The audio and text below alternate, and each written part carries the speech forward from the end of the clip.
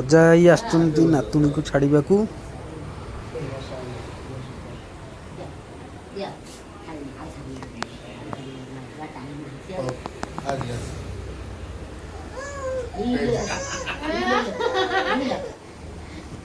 ଯେତେବେଳେ ଅଜା କହୁଛନ୍ତି ଚାଲ ଯିବା ବୋଲି ସେତେବେଳେ କାନ୍ଦୁଛି। ଜେଜେମା କିନ୍ତୁ ବହୁତ ଖୁସି।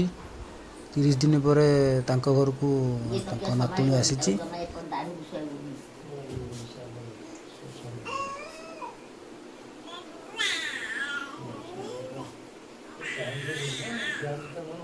ମଶା କାମୁଡ଼ିବ ବୋଲି ଜେଜେ ତାର ମଶା ବ୍ୟାଟରେ ମଶା ବାଡ଼ଉଛନ୍ତି। ସେତିକି ଦୁଃଖ ଅଜା ଆଈ ଛାଡ଼ିକି ଯାଉଛନ୍ତି ତାକୁ। 30 ଦିନ ତାଙ୍କ ପାଖରେ ଥିଲା ଆଉ ତାଙ୍କ ଆଖିରେ ଲୁହ। ଅଜା ଆଈଙ୍କ ଆଖିରେ ଲୁହ।